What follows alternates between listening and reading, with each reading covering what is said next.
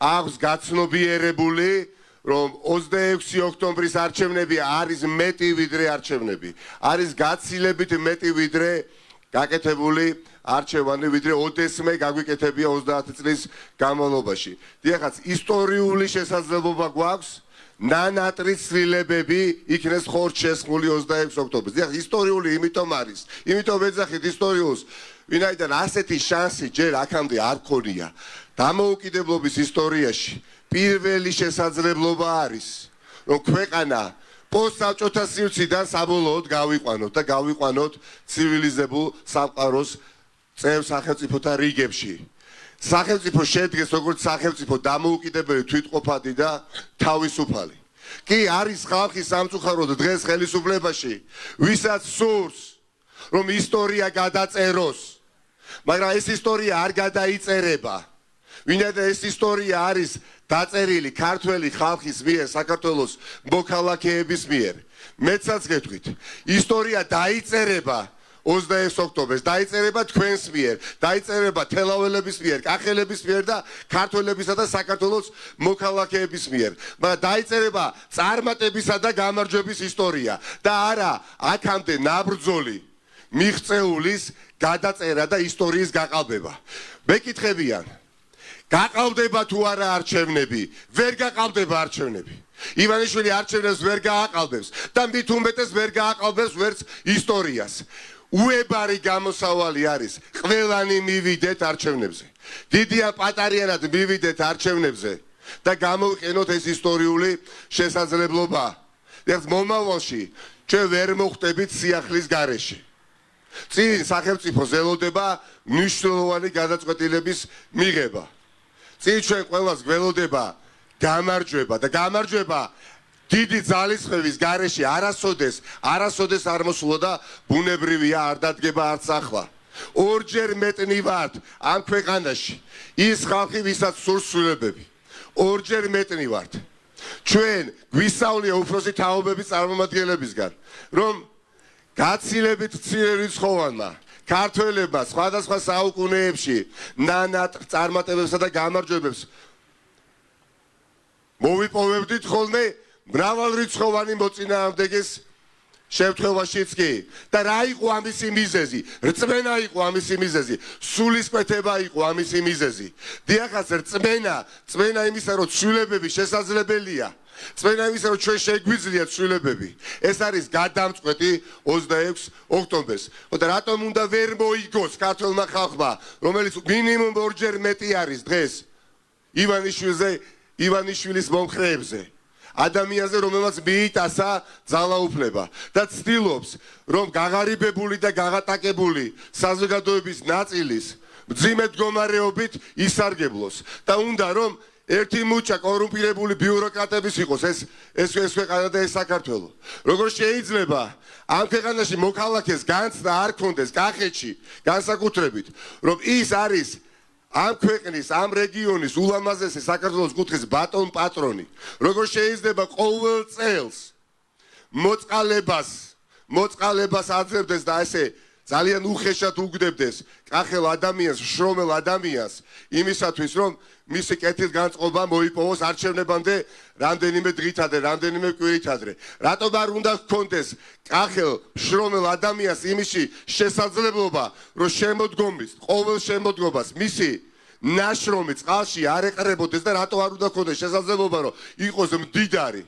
რატომ უნდა ჰქონდეს პრობლემა დღეს კახელ ადამიანს, რომ საკუთარი ნაშრომის ფასი გამოიმუშავოს და რატომ უნდა იყრებოდეს წყალში და რატომ უნდა ყრიდეს იმ ყურძენს? რატომ არ უნდა ჰქონდეს შესაძლებლობა, რომ 2 მილიარდიანი ბაზარი ცივილიზებული სამყაროსი იქნეს ათვისებული? განსაკუთრებით ამერიკის შეერთებული შტატების 340 მილიონიანი ბაზარი და ევროკავშირის 500 მილიონიანი ბაზარი. შევთქვევით იმიტომ ხო არა, რომ ივანიშვილს არ აწყობს. შევთქვევით იმიტომ ხო არა, რომ აქ ხედავს ის საკუთარი ძალაუფლების გაძლიერების წყაროს. დიახაც, ეს ასე არის. ქვეყანა დააღწევს ოლიგარქიულ მმართველობას, დააღწევს პოსტსაბჭოთა სივრცეს და ქვეყანაში განვითარდება ეკონომიკა, გაძლიერდება სოფლის მეურნეობა და კახელი შრომელი ადამიანი და აბსოლუტური უმრავლესობა ასეთი არის. აღარ იქნება დამოკიდებული არც ერთ ხელისუფალზე. 26 ოქტომბერი იმიტომაც არის ისტორიული, რომ ვერც ერთი პოლიტიკოსი და ვერც ერთი ერთპარტიული მმართველობა თავზე ვეღარასოდეს ვერ წამოვაჯდება კახეთს და საქართველოს. უნდა ვაღიაროთ, რომ ეს შესაძლებლობა გვაქვს პირველად.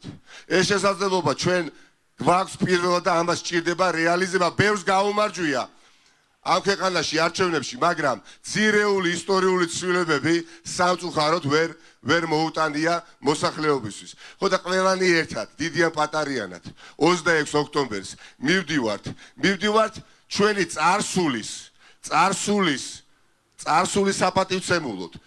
ძალიან მდიდარი წარსული საპატივცემულოდ და განსაკუთრებით მომავლის პატივისცემით. მივდივართ არჩევნებზე და ერთი ცალი ბიულეტენით ხელში ვიქნებით კიდევ უფრო ძლიერები, ვიდრე იმ დღეს კონკრეტულ დღეს ივანიშვილის ძალაუფლება. ივანიშვილს მოუწევს დილის 8 საათზე 26 ოქტომბერს ძალაუფლების დადება სასტორზე და საღამოს 8 საათამდე ის იქ იქნება და ხალხმა უნდა წამოიღოს ეს ძალაუფლება. ამას სჭირდება პირველ რიგში სულისკვეთება. არ შეიძლება განსაკუთრებით იმის შემდეგ, რამდენ თუ გაგვაკვირდებდა ჩვენ ამ ხელისუფლების მხრიდან, არ გვეგონა, მე პირადად არ მეგონა, მაგრამ გუში კიდევ უფრო მეტად გაკვირვებულები დავჭით, ხო?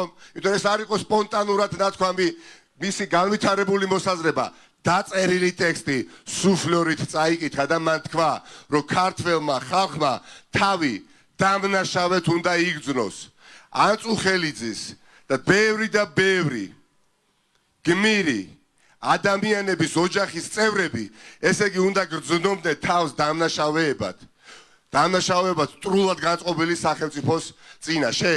იმიტომ რომ არ დააბიჯეს საქართველოს დროშას ფეხი, იმიტომ რომ იბრძოლეს საუკუნეების განმავლობაში საქართველოს სახელმწიფოსთვის, ამ ქვეყნისთვის. ამიტომ უნდა ვიგრძნოთ თითოეულმა ჩვენგანმა თავი დამნაშავედ. ქართველი ხალხი თავს დამნაშავედ არ იგრძნობს. ქართველი ხალხი არ იტყვის უარს ეროვნულ სიამაყეზე. გუშინ ეს გვითხრა და საკადრისი პასუხი უნდა გავცეთ მშვიდობიანად ორგანიზებულად 26 ოქტომბერს.